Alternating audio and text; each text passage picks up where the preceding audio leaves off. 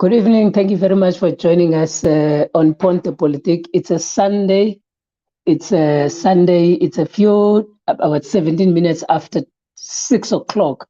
And we apologize for the unfortunate and the starting late of this Sunday program. Welcomes you into this yet another conversation on Ponte Politique. If you are new into this conversation and this forum, make sure that you follow us on Ponte Politique on YouTube, Facebook, and on Twitter. And because of the challenges of load shedding, we are unable to highlight and flight the other things on other two platforms, which is on Facebook and Twitter.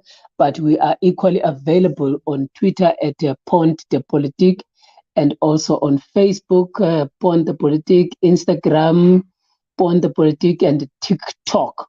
And for whatever reason, if we are experiencing any challenges of the network, you must be advised that they are as a result of load shedding. And another announcement is that we are in the cold front this week, and just make sure that you keep yourself warm, and you keep yourself, if you are in South Africa, make sure that you keep yourself warm, because there is a serious problem of electricity. It is called load shedding. But as a way of making sure that we proceed with this conversation, I welcome you, and I want to ensure that in this particular conversation, if there are things that you want to talk about, please put them through on your comments on YouTube. Whatever questions that you have for our guest, please put them through, for our guest, so that our guest can be able to put and answer those particular questions. And today we've got a long and a seasoned campaigner in the struggle for African people. He's a Swazi activist. His name is Mandla Hlatshwayo. Babu Mandla Hlatshwayo, sanibonani baba. Can you unmute yourself? Your viewers will not be able to hear you. Unmute. Yes. Yes. No, siyabonga kakhulu kusamukela, and we're looking forward to the conversation. Kubonga thina Baba Hlatshwayo for welcoming us again into your house. What is nice about our space is that we do live streams and podcasts wherever you are in the world. So yeah, no, thank you very much. Welcome, and those that are representing, you are representing as well. Siyabonga kakhulu. Viewers at home, Ubaba Hlatshwayo is a seasoned campaigner and is a well experienced person.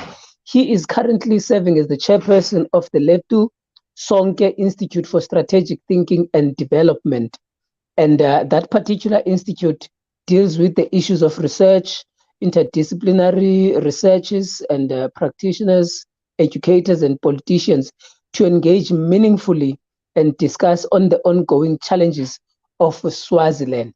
One of the most important things that caught my attention into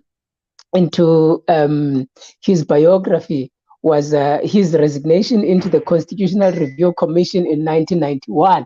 And I think that would be one important thing that we will be talking about. But for those who know him, they know that he is a seasoned campaigner, and he's loved amongst his peers, and he's very much interested in the liberation of the African people in the country called Swaziland. And welcome. Let us start. And my first question that I wanted to take out of the way, when we're announcing your presence here, Baba Hlatshwayo, I had said that we are going to be talking about politics in Swaziland. And somebody said to me, no, not Swaziland, Eswatini. Can you clarify for us that particular issue first? In fact, that was a very wise observation. Swaziland, of course, was the name given at independence. Eswatini is a name that was given by the king and is part of the challenge of the Swazi political environment, where the king by himself and not even through parliament came up with the name and used his powers, which hopefully we'll talk about, that derive from the 1973 decree. Correct. And basically issued a royal command. A royal command is not provided for in the 2005 constitution, which is the legal regime in Swaziland. It's just a derivative of the 1973 decree, which I think will deal with as a major issue of the current governance environment in Swaziland. It's the supreme powers in Swaziland of the king derives from that law. So we will not do any justice if we don't go to that law. But it is an expression of the absolute powers of the king that gave us Eswatini. Is not a name that came from any political process where the people of Swaziland say. So I'll just put it that way for now. And as we go into the discussion, we'll bring it into context. No, that's sufficient. So therefore, it might mean that it is not a name that has been consulted with amongst the people of Swaziland, as you would put it across. But even the name of Swaziland at independence, I don't think it was also consulted with. Is that the same understanding? Basically, Swaziland has always had that name, largely being the same thing as Bechuanaland, if you know what that is. Yes, that came with the British. But we must accept Africa is a name that also has similar roots. Correct. But has over time been accepted as our name. So is Swaziland. The difference will be that the independent constitution had the name Swaziland, and we continued with that name. And if we wanted to depart from it, a legal process should have taken place. Okay. The reason why I'm asking it in this way, it is because the critics of the particular regimes of names, the critics, they might raise the same question when we talk about the absolute powers of the monarch, which means those people who support the monarch's decisions. They would then say, but it is the same thing as with the colonial name. They would argue the same thing. So I'm asking it on the basis of that, so that at least we can have an understanding that even names have got a certain contestation and they've got a particular root in themselves. Certainly, but in the context of Swaziland, I would say it's not a legitimate name of Swaziland. We can then debate the context and whatever else, but in law, it's not a legitimate name. In politics, it's still not legitimate in the sense that there was never any consultation or adoption of it in any form. Okay. So for the purposes of this conversation, what do you want us to accept as a name for conversation? For the conversation, I don't mind. We can use Eswatini because that is what is currently obtaining. Because he is the king, he has stamped his foot down to say it's Eswatini. We can protest as I am protesting, but the reality is Eswatini. Okay, no, thank you. Thank you very much for that. I appreciate it, and that's fine with me. And now, let's move to the type of work that you do. Give the summation of the type of work that you do, so that at least the viewers are able to understand what is it that Mandla Hlatshwayo and his Mass Democratic Movement are particularly doing. Submit for us that particular point. Sure. Thank you very much. I would say the broader mass democratic movement in Swaziland is largely focused on forcing reforms in Swaziland in a substantive way that recognizes the rights of citizens.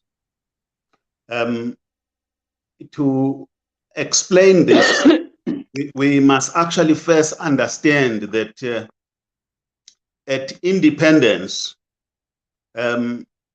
many of the laws which were imposed by the British were never actually changed or reformed.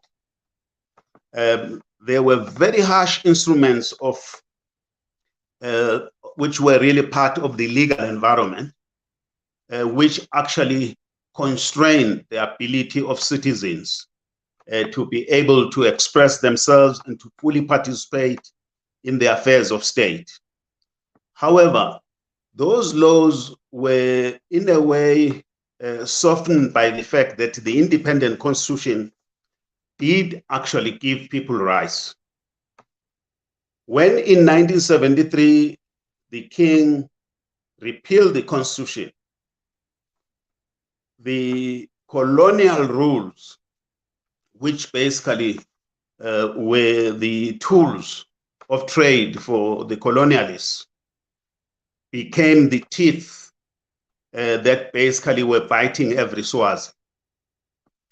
So what we are really concerned about in Swaziland is that the rights of Swazis, whether you're talking about land or participation in the economy or participating in the politics of the country, or the distribution of natural resources of the country, or the use of whatever other liquid assets, whether it's the rivers, you are actually facing a situation where these, after 1973, became the inheritance of the king.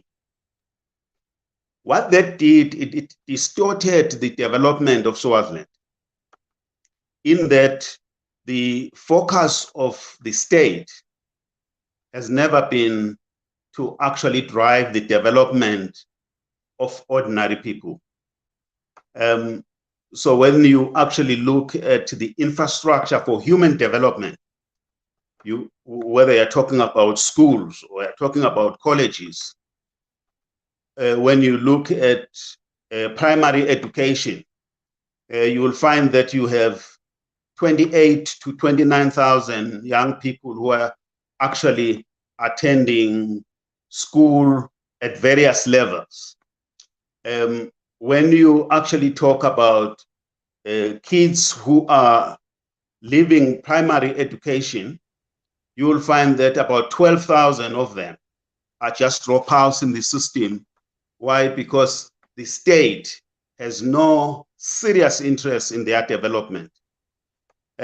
Without being convoluted, I think what we are basically trying to say is that the Swazi state has become the property of the Swazi royal family. Okay. And you will see that in the economics, the king controls or owns close to 60% of the Swazi economy. The Swazi economy is about 100 billion rands in rand terms. Of that, 26% to 27% is owned by a Coca-Cola-owned company called Conco, which provides all the concentrates in South Africa for making Coca-Cola or all the related drinks. And they supply the whole of Africa. So that makes it a major company. So major company, yes. Yes. And the balance of that, then you are now left with about 74 billion, which makes up the balance of the economy of Swaziland. What we say is that the king controls 60% of that. And that does not go into the development of Swaziland. You will find that it is owned by various companies which are associated with the king, with his family, with his friends and proxies. Okay. The difficulty of that is that it constrains the ability of the country to develop, because we are having this concentration of the national wealth in the family and not actually being distributed for the development of everyone in the country. That part of the economy is the single largest challenge that the Swazi struggle is about. Another part associated with that is that you have the South African economy being a major contributor to the 100 billion that I was referring to. 85% of all the Swazi economy derives from South Africa, trade with South Africa. And so when Swazis are saying we need solidarity from South Africans in helping us to deal with the distortion in human development in Swaziland, to stop the whole influx of people from Swaziland coming to South Africa, we're basically meaning that you are also directly contributing in the human rights abuses and the underdevelopment of ordinary people. Why? Because you are also protecting the illegal activity that is obtaining in Swaziland. In South Africa, you talk of state capture.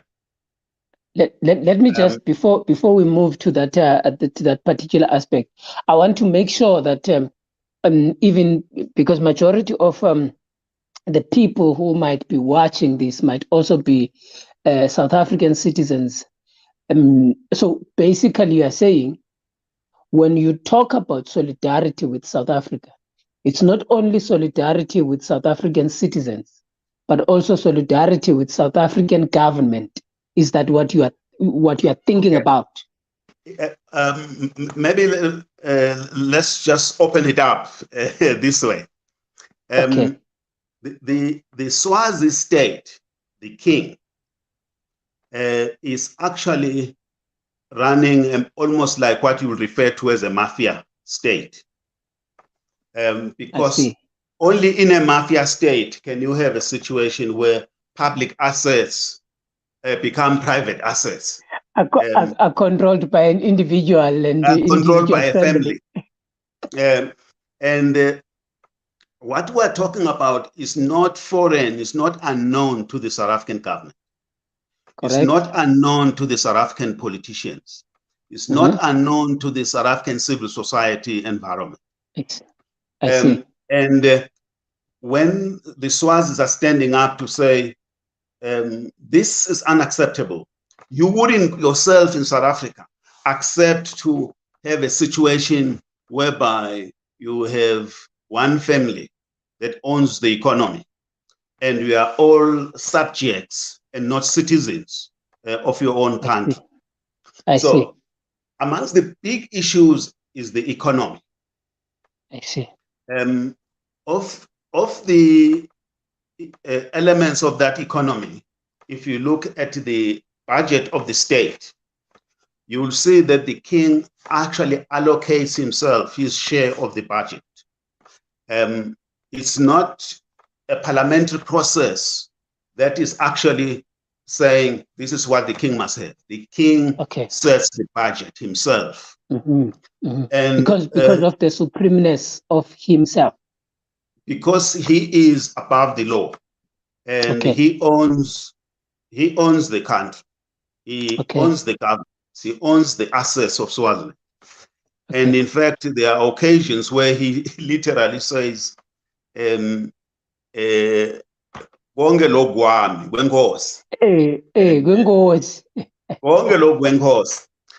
his father was not that gullible as to go that far and say, so on the aspect of the fundamental challenges we're facing is that the economy of Swaziland is not working for the people of Swaziland. Okay. And you can even see from the lifestyle of the king, if you look at his jet, is 3 times the size of your president's jet. And he does not have one, he has 2. Okay. And That's bad. when he lands here, you will think it's the US president landing. That is only possible because the people of Swaziland have no voice. Okay. And the king is only able to have this absolute voice over everyone through the use of force. Okay. It's not a legitimate process where the people of Swaziland have voluntarily basically given the king that special status So that special status. we want you to be the one who's the guardian and owner of everything. No. That's why in June 2021, we had over 100 people killed. I remember basically standing up to this and say, this is unacceptable. A country cannot be run this way. We must also have a say.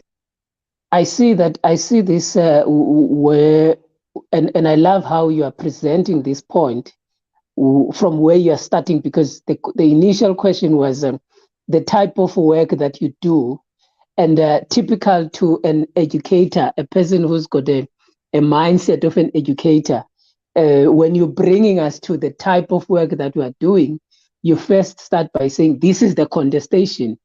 And so the contestation is that the economy of the country is amassed and it is placed at one family and it is controlled by one person.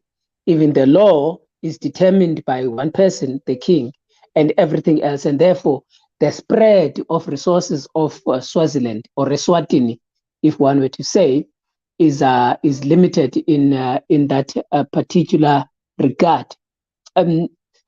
If you are joining us today, we are on Ponte Politique on YouTube. Please make sure that you put across your comments and your questions for Mandla Hlatshwayo. But for a few minutes, I think that he has just disconnected for one reason or the other. And immediately when he comes back, we are going to continue with the conversation. But please give us your comments and your questions. Lungelo Mthethwa, we could see your comment when you were saying to Mandla Hlatshwayo, we are following leadership. And also Thabisho Kunene, Amandla Comrade Dudula, we see also those comments. We are looking forward to other comments as well. And those that are watching, I see you on YouTube. Please make sure that you subscribe to our channel, YouTube, and our YouTube channel, which is Ponte Politique. You would hear that it's French. It is a French for a bridge to politics. The idea of the channel is to make sure that we give a segue into politics, because the majority of people tend to believe and think that politics, one, do not affect them. Two, that they say politics is very complex and it's very difficult. So for the purposes of answering that need, we then developed this particular platform almost 2 years ago. We are 1 year and 11 months now, almost 2 years ago, to try and bring in conversations and voices of people that are not ordinarily in the public domain in politics, and also to give a little bit of a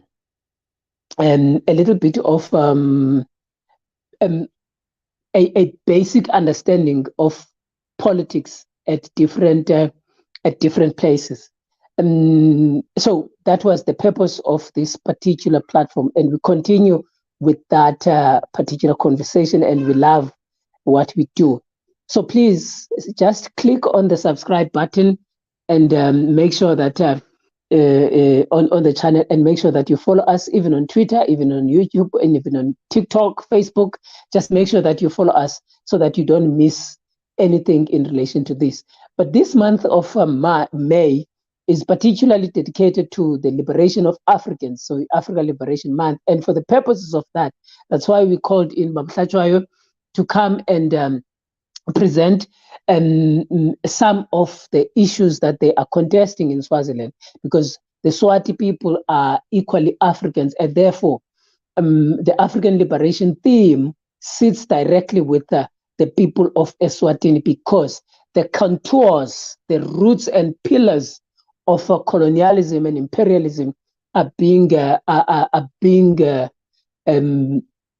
handed over, or have been are being utilized in the monarch. So in the monarch of Swaziland, as you have heard from Mandla Hlatshwayo earlier when he was starting, that the majority of things that were still in place during the independence of Swaziland or Eswatini, some of the things were not destroyed, and therefore in 2023, since 1970s, when this particular so-called independence was put across, the things relating to that had not been dismantled, and therefore in the theme of African Liberation Month or Africa Month, we put the Africans in the forefront. So I really need you to understand how we are moving with this particular issue.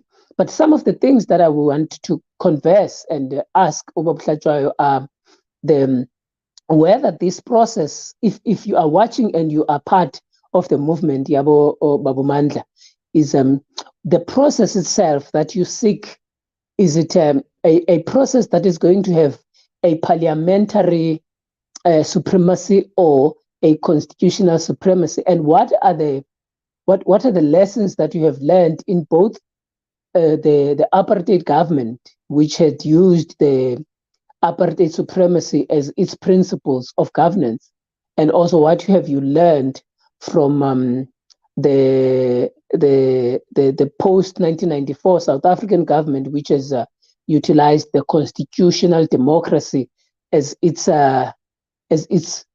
principle? So, for those people who are part and parcel of that movement and who feels like it is important that there must be a change, and I agree that there must be a change, but what type of change that you are particularly looking for? So we are still waiting for Mandla Hlatshwayo to come back and join us. I suspect that he might have been affected also by some things. He says he is trying to reconnect.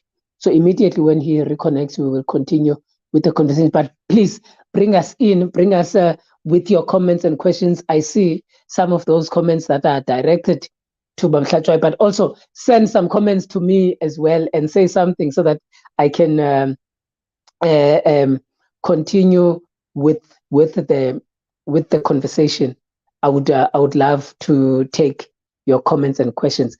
On the 25th of May, it is an African Liberation Day month. They call it, some people call it Africa Month. Unfortunately, it is a day that when we look back at it, it makes it difficult for us to say really that Africa has been liberated, especially that we are having this problem in Swaziland, where other Africans are trying to ensure that they are liberated in some way or the other. I see that Mandla Hlatshwayo is calling me, so let's just hold that thought and let me respond to him. Maybe he's having some trouble in paradise. Let us hear what he is saying. Mandla Hlatshwayo. Yes. What seems to be the problem on your side? No, I just got out and I've been trying, in fact, because I'm using a phone. Okay. Somebody called and I was stopping it, and that's when I lost you. Okay. You can just click on the link again and then you'll come back. Okay. Sure. Mandla Hlatshwayo is going to come back again, and we will further immediately when he comes in. I will take your comments. Please put them, bring them, put them across so that it is easy for him when he comes through. We immediately get into your comments as well, so that the conversation is not about me. But in the view of the conversation, it is important that you speak around the issue of what you have learned from these particular societies. I said apartheid and post apartheid, but also I see that there's a lot of concern around the consultative process, the consultation when it came to this issue of the name, the wording of the territory of Eswatini or Swaziland, whatever you want to choose to call it. In liberal political discourse, there has been this overemphasis on consultation, but sometimes the consultation can lead to a non-implementation of the needs of the society. In South Africa, there was a political process where people had then made submissions of voting for expropriation of land without compensation. And there was then a consultative process that was taken across by the government and parliamentarians and everybody else. And the reverberating message was that we want the land. The Africans in South Africa said, we want the land. And immediately after that consultation process, then there was another process that was initiated by parliamentarians, which then was also, I don't know whether it was augmenting or it was expanding on the what do you call this, on the process of consultation. So I want you, when you're thinking about these things of consultations, you also think about how to curb the criminality and the subversion of the process of consultation and the views of the people to the implementation. You see, you consult, after the consultation, then there needs to be implementation. Now, I want to make sure that you explain to us, how do we ensure that the consultation of the people leads or results in the implementation of the needs of the people. Just give me a little bit of some time. I see that Ubabu Hlatshwayo is really struggling here to get reconnected. Let's just take a breather and see what can be done. We'll be back.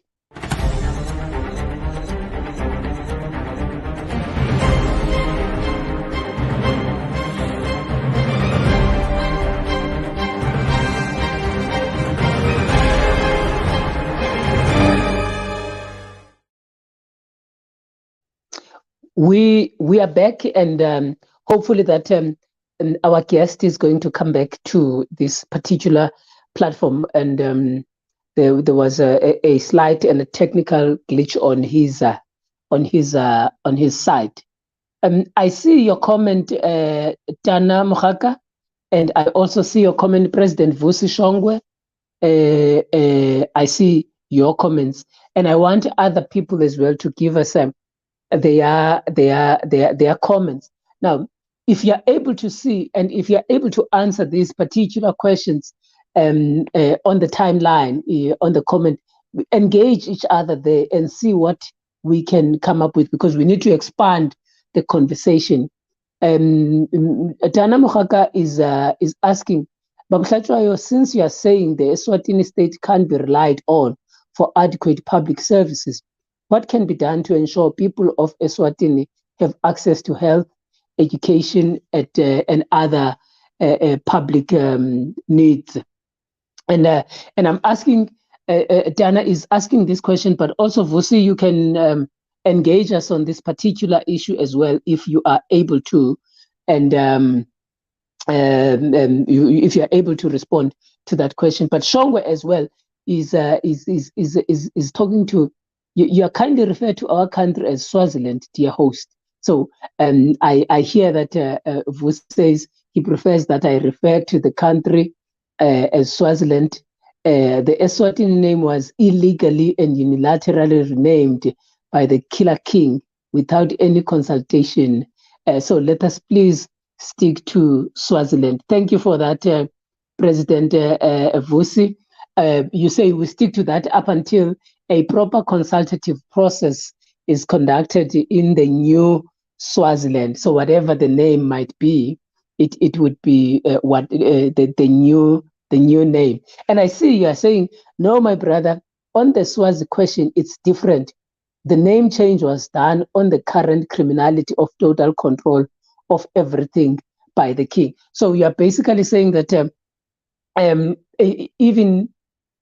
the name, the new name, it had ulterior motives. I want to believe that's what you are implying, that it had ulterior motive.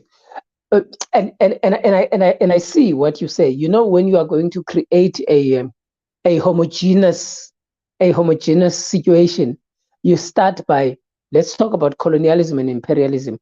You start by creating the other. You creating the other. So you say, for us to be able to define that these are people, they must meet certain standards. For us to be able to say, we drive what needs to be done, we create a particular homogenization.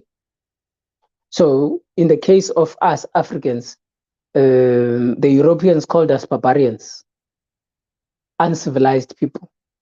And then they refer to themselves as civilized people. And from then onwards, everything else was then determined on the basis of civility and those who are uncivilized, that is the barbarians. Now, even in this particular instance, you are then going to have a same situation, Vusi, where those who are accepting the Eswatini would be seen to be on the side of the king, and therefore they might have access, or they might have some element of being amassed or access to the economic and the benefits, if one were to say. And those that are contesting against the Eswatini, like yourself and others, then there would be a problem of what you would refer to as the others, because you want to maintain the Swaziland on the basis that the Swaziland is a what you would refer to a people that are contesting against the king. So there is that thing that tends to happen. I see that Ubabushongwe says he has logged on, so let us try and see what seems to be the slight problem, because we are going to run out of time if we continue with the situation. So let us try and see how to solve this particular problem. Just a minute, guys. We are trying to see what seems to be the problem. That the technician guy here with us is going to try and help us and see whether we can solve Babushongo's problem. Yeah, and we're struggling to see. We're struggling to see him in the. We're struggling to see, and we're really struggling to get hold of him in the lobby. We're really struggling. Just give us a minute. Let us.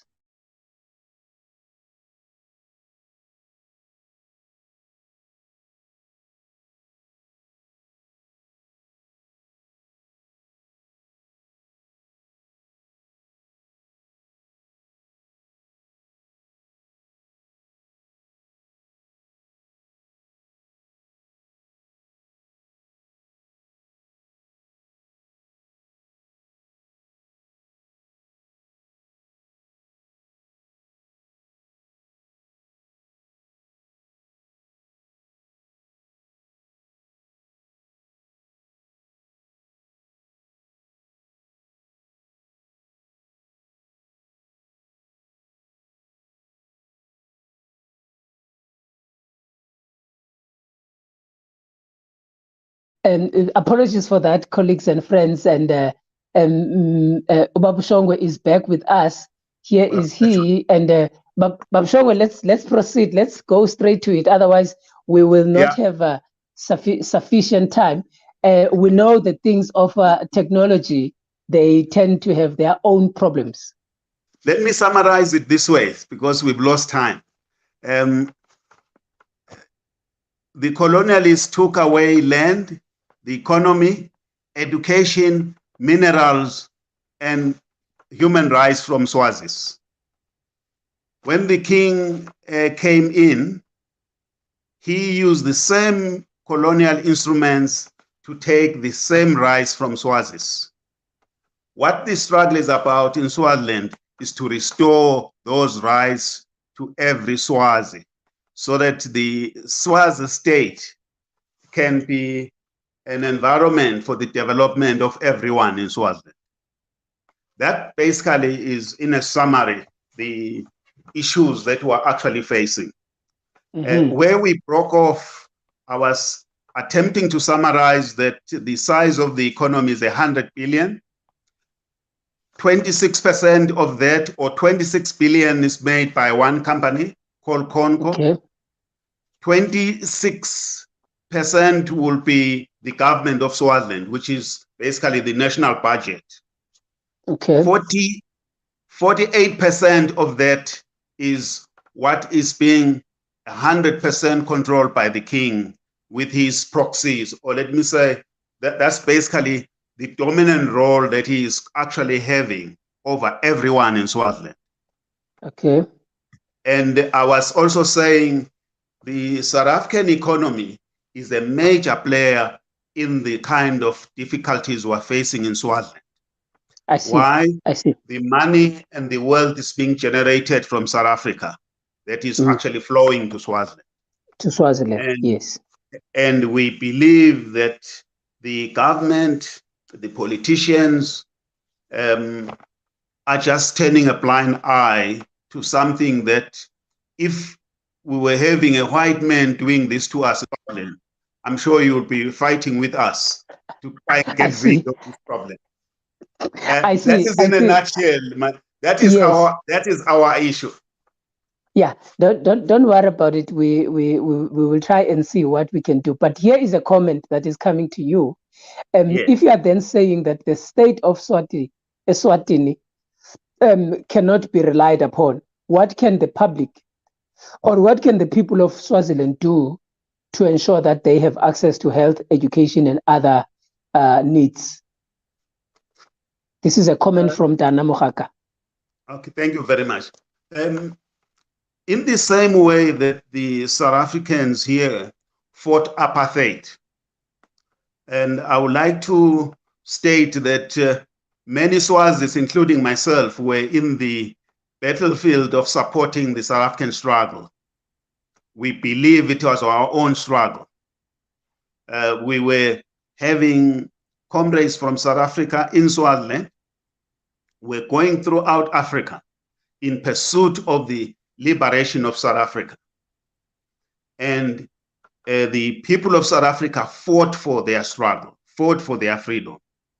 That's the same thing that is happening in Swaziland. The people of Swaziland are fighting hard. Only thing that we think needs to be escalated is the regional support for the people of Swaziland. What we're seeing is Europeans are the ones who are reacting more to the human rights abuses, the assassination of human rights activists, the bankrupting of the Swazi state by the royal family and those that are close to them. When it comes to us here in Southern Africa, and South Africa in particular, we've seen our comrades in the ANC being associated with investments in Swaziland with the king. Okay. And that has made it very difficult for us to appreciate how are we going to get these comrades to stand up for the same rights that they fought for in South Africa, and also want to see them for their own see. brothers and sisters inside Swaziland. So we think that the Swazis are fighting hard in the streets and they are dying and bleeding for their own liberation. But we don't think that the region is doing enough to also strengthen the voice of the Swazis in Swaziland. But I must also state, comrade, that there are people in South Africa who have died in Swaziland, fighting side by side the people of Swaziland. Okay. With Comrade Mbezi from Limpopo, he was sentenced to a ridiculous period of over 8 years in jail for his role in the support of the Swazi people in Swaziland. I see. And he literally died in prison. They just brought him back home to die because they knew he could not recover from. He could not recover anymore. Yeah. So I think on the side of the Swazis, yes, there is room for the Swazis to strengthen their own capacity to fight within Swaziland, to strengthen their capacity to organize and lead their own people. There is room for that, but there is a huge gap when it comes to the kind of solidarity that we saw in the 80s, in the 90s, where people were rolling their sleeves to say, if you can look at Zambia, Zambia's development was stunted by their support of South Africa. They could not really develop purely because they could not see how the future would be without the South African people being liberated. We saw the same thing in Mozambique.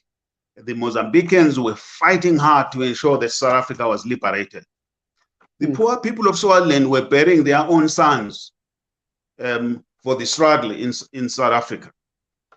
So we are not, in my view, being unfair when we actually demand of our own Black people to actually have feelings and a conscience for the people of Swaziland.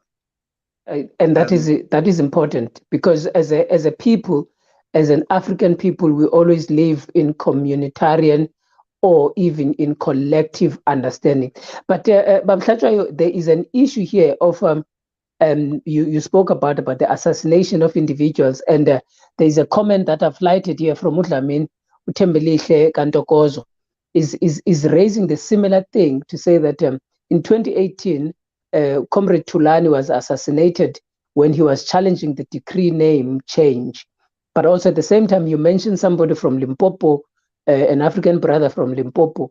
But at the same time, we are aware that there are people who live in exile, who have been exiled because of the processes that are taking place in Swaziland. Your view and the impact of that into your struggle, is it only negative, or also does it also have a positive outcome when you've got the majority, some of your people exiled outside of Swaziland? But also I asked you about the assassinations and the killing and all that, the impact of that in your struggle as a Swati people. I must just state that the president of Pudemo is in South Africa in exile. The Secretary General of Pudemo may not be in exile, but spends a lot of time in South Africa. Why? Because very serious attempts were made on their lives in Swaziland. When you have for instance, the Secretary General's house was sprayed with, I think, over 48 bullets of the military grade being just sprayed into his house. And he was inside with his children. This was a way of silencing Pudemo. It was a way of silencing the call for change and reforms inside Swaziland. So he had to disengage in terms of political organization, political leadership inside Swaziland in order to come and find protection in South Africa. The same thing, the president of Pudemo's house was basically bombed with a military grade type explosive. And it was very clear that this is not something you can pick up in the streets. Only the army will have that type of military word to be used in the manner that it was used. So he also had to flee and is currently in South Africa, unable to provide leadership inside Swaziland. We had a highly respected human rights lawyer who was the chairman of the mass democratic movement in Swaziland, Comrade Thulan Maseko. Thulan was killed in January this year, on the 21st of January. An extremely, almost religiously strong man around the issues of peaceful action, standing for human rights, non-violence. You could not persuade him around those principles. The system saw the power that he was commanding in terms of political organization, international representation of the issues of Swaziland, and they chose to silence him. Killed in the presence of his children, watching TV, with a special military weapon that actually where the bullet enters is a very tiny wound, and where it actually leaves the body, it's almost like it's an explosive in your head. Yeah, and that's basically what happened to him.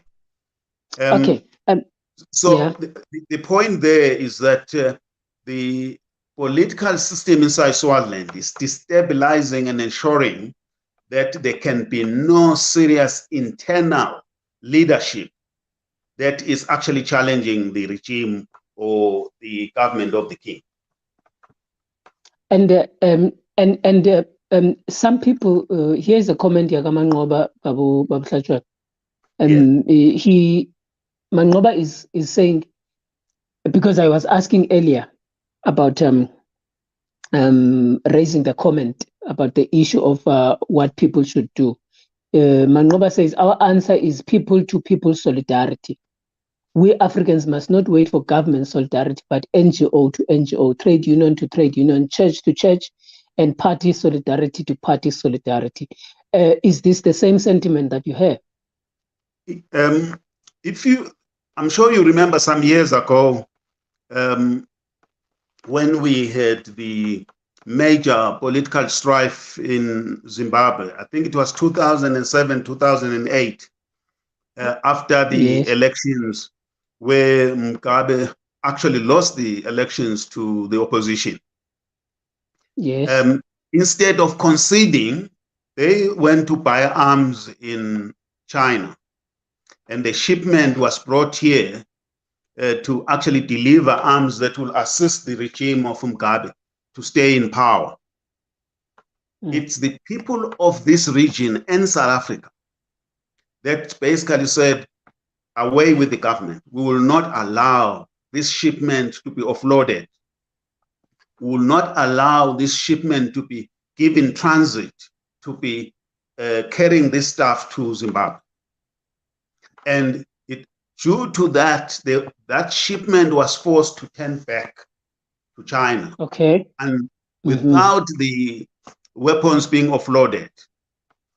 That is the power of civil society when it's determined to stand up for any agenda. So similarly on the issue of Swaziland, we do believe that the seriousness of what's happening in Swaziland warrants far more support than we've been able to see, going beyond just the blockade of borders, where we're basically beginning to say, let's impose our own sanctions as civil society. We will not buy Swazi sugar in the shops. Okay. We will not buy Swazi textile at Mr. Price and other places. We will not buy Swazi wood that is actually being supplied all over South Africa. We will not buy the Swazi concentrates that are making Coca-Cola and et cetera, et cetera. It is when we take actions like that that the governments will want to solve this problem. As we I speak, see. we know that the government of Swaziland is buying their military arsenals in South Africa. No one is asking questions as to, is there any relationship between the And people that are being killed yes, in Swaziland and the yes, stuff that's yes, being I see that. supplied from here? Mm, mm. And this particular point that you are making, Baba Hlatshwayo, is that there must always be linkages. When you analyze the state of affairs, you must not only analyze it in a small scale, but there must always be linkages. With the remaining 5 minutes that we have, we are going to just pose some few questions around what type of work that you do to ensure that the majority of people outside of the borders of Swaziland, especially in Southern Africa, are able to grasp your message. Who are the people that you work with to ensure that at least there is a messaging of this struggle that you are waging against the supreme monarch of Swaziland? Thank you very much. I think if there's an area where we do need to roll our sleeves more, is that area. Putamo has been working very closely with the ANC, with the South African Communist Party, with COSATU on the question of Swaziland.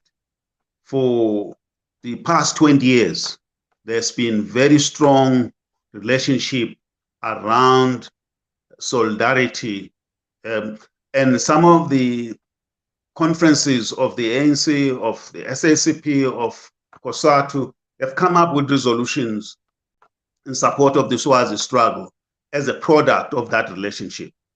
But there is a need to ensure that we have this kind of conversations in community radios, in spaces that allow ordinary South Africans to understand that there is a war in Swaziland. And that war is being waged by the royal family against their own people over basic rights of the people of Swaziland. And I think more can be done to actually achieve that. There are also church leaders who are actively involved in the engagement of this matter with the people of Swaziland through church relations. Okay. But there are strong relations with the trade union movement. There are significant relations within the mass democratic movement and political parties. Mm-hmm.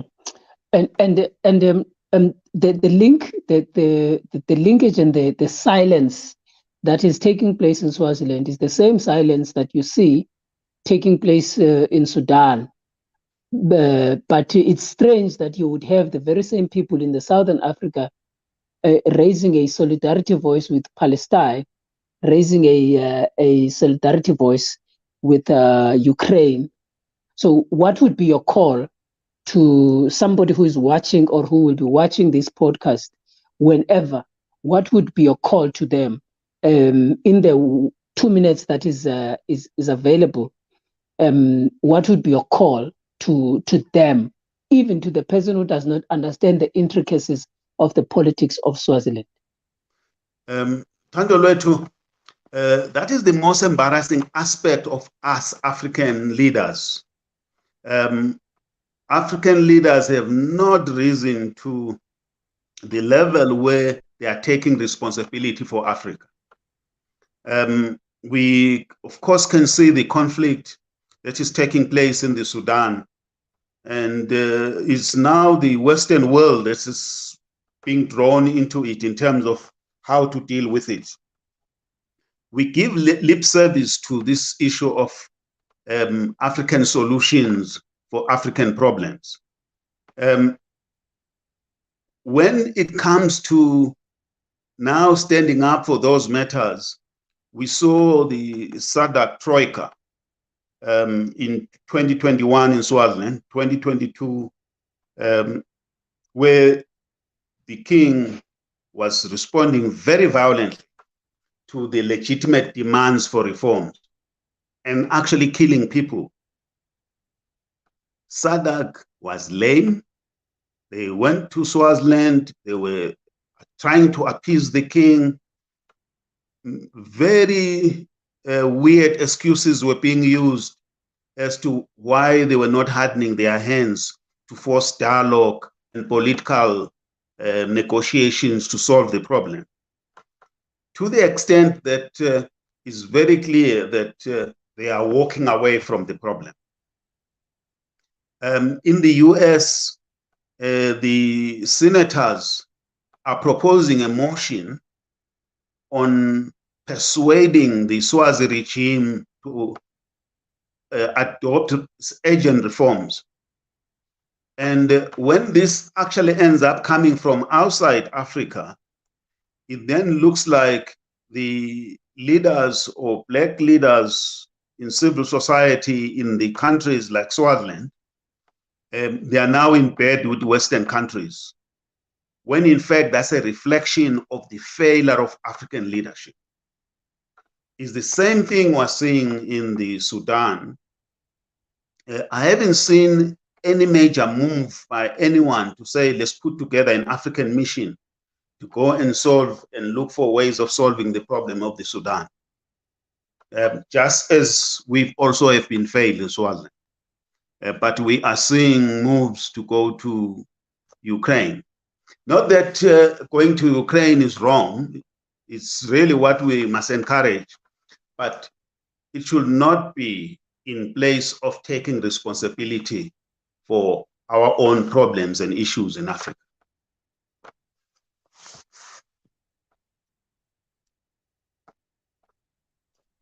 On the basis of that, it is therefore in the interest of Africans to club together in this particular point that you are putting across around the issue of Swaziland, the Sudan, and so on, and other parts of the continent.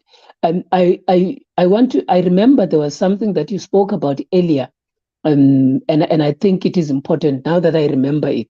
You were speaking about the law that you said was the central pillar that has created an environment, or that has been, I want to use a correct word that you used, that has been not taken into consideration by the monarch. There was something that you spoke about, a particular laws or laws that you said they were in.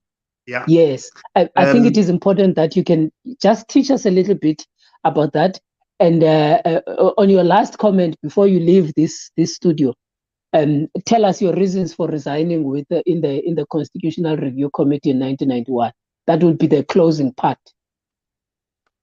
Sure. The 1973 decree basically is the legal proclamation for the coup that took place in Swaziland. The royal family, when they saw that they were losing power after the 1972 post-independence elections, they decided that the only way they will stay in power will be by actually taking power by force. And that was through this law called the 1973 decree. A decree is not an act of parliament. A decree is a pronouncement by someone. So the king's father, Sobhuza II, is the one that basically made the proclamation, which is called the 1973 decree, where he just made a pronouncement, and that pronouncement was elevated into a lawful position or status by the use of force, whereby the army and all the securities of state came in to ensure that that word will be respected as the law of Swaziland. There has never been an effort to repeal and remove that law. That law bans political parties. It actually elevates the king to be above all laws and above the state. He has executive, legislative, and judicial powers. And when he makes pronouncements, those pronouncements become law. The Constitution of Swaziland is actually a subordinate law. It's below this supreme law of 1973. That basically means you can have anything. You can have your elections, as currently we're having processes towards elections. The parliament that will be elected out of these processes has no power to actually hold the king to account for anything. They have no power to basically withstand a command. A command is a word by the king. Whatever that he states becomes what has to happen. The royal command has the power to overrule any even existing law. So that's why it is a very powerful, illegitimate instrument through which Swaziland is being ruled. And you cannot discuss the politics of Swaziland without discussing the 1973 decree. Then if I go to the issue of the 1991 constitutional review process, I was invited to participate in it through the same thing called Royal Command. But because I was coming from a political party, within our own party, we felt that this thing will serve absolutely no purpose because it has no terms of reference that defined its parameters or what it was seeking to do.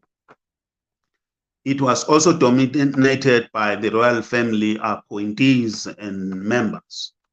And it was very clear that there was no intention to address the fundamental issues that affect every Swazi.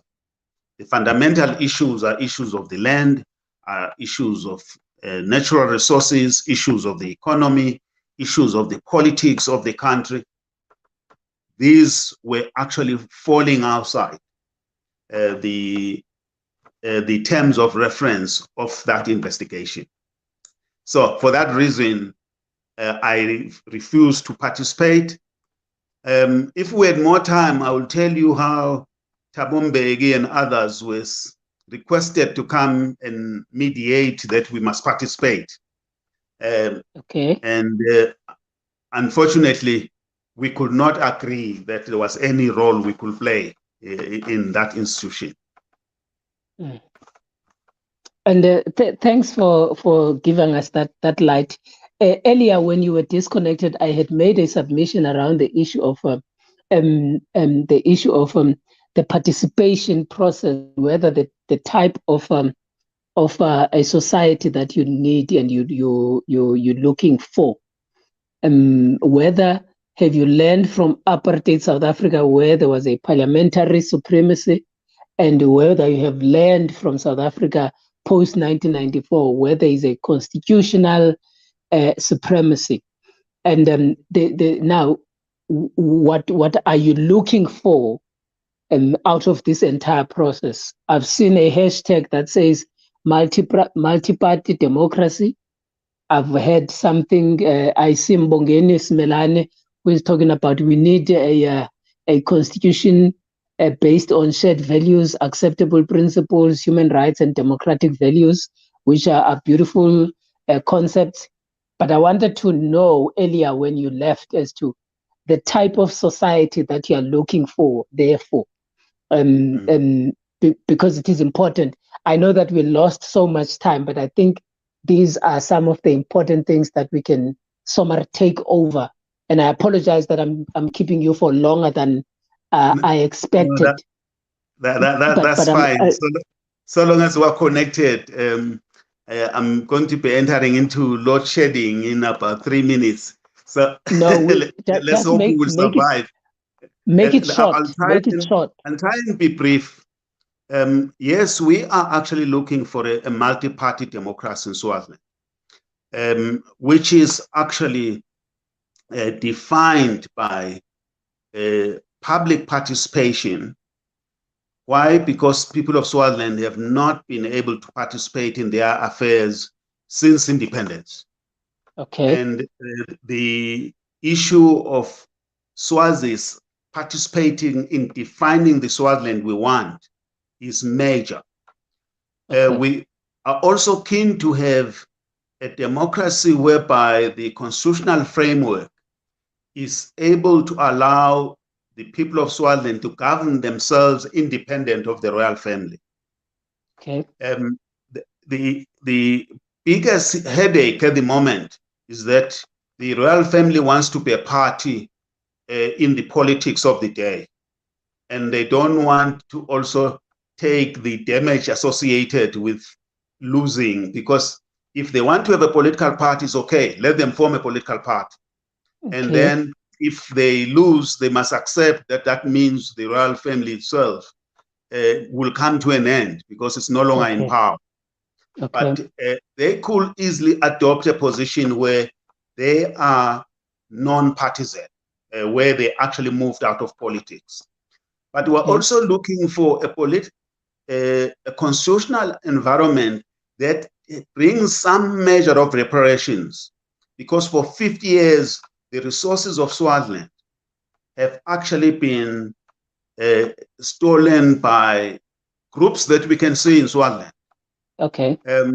If you are looking for capitalist external players, they are very small. The bigger players are inside Swaziland. I see. So you can't have a constitutional framework that turns a blind eye to the starvation that has been orchestrated inside Swaziland. And by the people which you know? By the people which we actually know and we can see. Okay. Okay. No. So continue. When it comes to the constitutional framework, we believe that the most important aspect is to actually ensure that you are having a very clear separation of powers, which currently do not exist. You are able to have an independent parliament with powers that are well defined by the people, for the people, and not for a family. Okay. You are having an independent judiciary that is made up of the best minds of the Swazi legal environment, not stooges of the system. Currently, we're having generally people who are favored by the regime to play the role of gatekeepers. You can't challenge the king, you can't challenge the state, they will block you. I see. Okay. We would like to have an executive authority in Swaziland which reflects the winning agenda of the day by the political party that has been able to present to the people of Swaziland the best alternative for Swaziland. And not a situation whereby you are having the royal family making that determination. Currently, they say we have a system that is based on the will of individuals. So when these individuals get to, into parliament, they are given a royal command, as I was explaining what a royal command is. And whoever has the money is the one that will actually pay you what to say and what to do. That's madness. So it is for that reason that participation in the current parliament is just a way of basically being employed by the system for their overall objective, because the parliamentary system has no power over the 1973 decree, which raises the king to be supreme in the Swazi legal environment. I see. This is a good lesson for us, and I hope that we can continue with this particular conversation furthermore. And I appreciate it. I'm sorry that you had a slight disconnection. We know that we can't trust these technological things. But what we are going to do is one day we are going to continue with this particular conversation, and we can expand. And we hope that Pond the Politique, the bridge to politics, and your host, Thandile Tugatlanga, was able to at least put the message across, and we will continue to make sure that we give solidarity into the people of Eswatini. Babu Hlatshwayo, we appreciate your time, and thank you very much for being with us in this particular evening. Thank you very much. Yes, to all those who have been watching with us, the people who are supporting the movement in Swaziland and the Eswatini activists, thank you very much for being part of this conversation and for your comments. This episode is going to fly tomorrow at 12 again on YouTube. It's going to be flighted tomorrow. You can tell your friends and comrades, family, and whoever that it is going to flight again tomorrow at 12 on YouTube. Make sure that you subscribe and be part of this wonderful family, and make submissions and suggestions about how to improve the conversation and how to make sure that we improve the platform. At this moment, I am in another part of the province in the Eastern Cape, and some of the challenges that we might have experienced earlier in this episode might have been caused by the load shedding schedule, which is different to our ordinary load shedding schedule when we are in Gauteng. So please, guys, make sure that you are continuing to follow Pond the Politique in all the platforms, and subscribe to our YouTube channel, and like our Twitter page, and follow our Facebook page, our Instagram, and our TikTok. Thank you very much for being part of the conversation. Thank you very much for listening us over the expected time, but you're still here. Your host says, see you again next week on Sunday on another live platform. And next week, we've got another great Africanist who will be part and parcel of this conversation. And in all that I have said, I want to say to you, thank you, and thank you, and thank you. Bye-bye. See you next week.